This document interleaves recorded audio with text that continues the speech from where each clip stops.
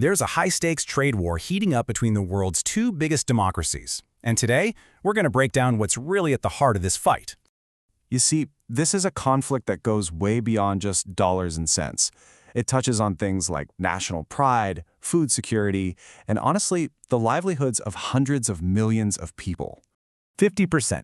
That's the size of the tariff the Trump administration slapped on a whole range of Indian goods. It was a move that really pushed the relationship right to the breaking point. So, how on earth did we get here? Well, to understand the war, you first have to understand the weapon of choice.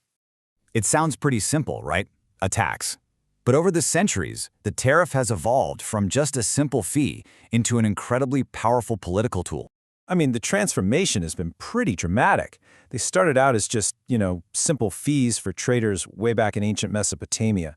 But then, fast forward to the 1700s, and suddenly Britain is using them as a weapon to block Indian textiles.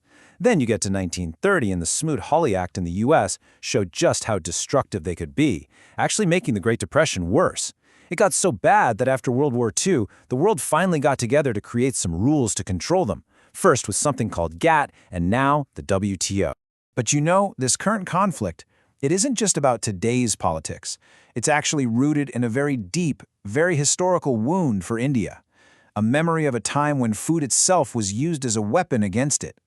That quote, it just perfectly captures the sheer humiliation of the PL 480 program back in the 50s and 60s, and that one moment would go on to shape how India thinks about food security forever.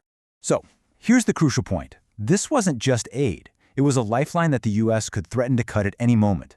At times, the U.S. was literally holding food hostage, delaying shipments to pressure India on its foreign policy. For India's leaders, it was a profoundly humiliating experience that created this powerful national promise: protect the food supply, no matter the cost. And that crisis, well, it triggered an absolutely dramatic U-turn in policy. India went from being dangerously dependent to fiercely protectionist, throwing up some of the world's highest tariffs to build a wall around its own market. Self-sufficiency became everything. Okay, so with all that history in mind, you can see how the stage was perfectly set for the modern conflict, which was really kicked off by one major disruption. This core belief that trade is basically a zero-sum game where one side wins and the other loses, it set off a chain reaction that ended up putting India squarely in the crosshairs. And you really have to understand how these dominoes fell one by one. The trade war with China didn't happen in a vacuum. When China hit back at American farmers, a really crucial part of Trump's voter base, the administration suddenly had a huge problem on its hands. They had to find a new buyer for all that American corn and soy, and really, the only market big enough to possibly absorb it was India. All of a sudden, opening India's agricultural market went from being a long-term goal to an urgent, non-negotiable demand. And that brings us right to the heart of the standoff. The one market that, because of its painful history and its modern political reality, India refuses to open. I mean, look at this. This isn't just about trade policy. For nearly half of India's population, we're talking hundreds of millions of people, agriculture is their entire world. It's their livelihood. So these aren't just minor negotiating points. India sees them as existential threats. There's this deep fear of becoming dependent on American corporations for their patented GMO seeds. There's the whole dairy issue, where U.S. cattle are often fed things that are a huge cultural and religious problem in India. And then there's the simple economic reality and the political math.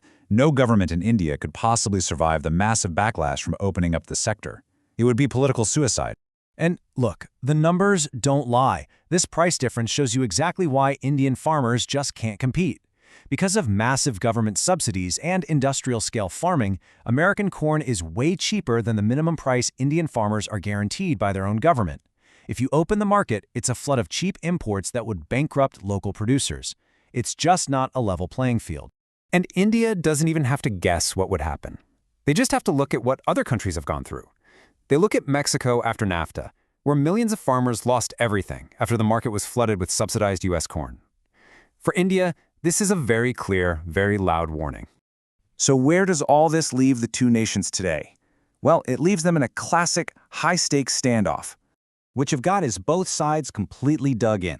The U.S. is pushing hard for market access, under pressure from its own powerful farm lobbies. Meanwhile, India is holding a firm line, pointing to its history and the livelihoods of millions. The U.S. is using tariffs as a club, and India is countering by trying to find new trade partners somewhere else. And with no easy compromise in sight, this whole disagreement risks poisoning the well for broader cooperation between the two countries. And let me tell you, these tariffs are having a real impact. Sure, they don't cover everything. Critical things like pharmaceuticals are safe for now, but they're hitting a whopping half of India's goods exports to the US. Key sectors like textiles, jewelry, and clothing are paying a very heavy price for this agricultural standoff. And that really brings us to the biggest question of all, one that's at the very heart of India's position. It frames this whole dispute not as just some economic disagreement, but as a fundamental fight for its own economic survival, a fight born from a painful history that it is determined never, ever to repeat.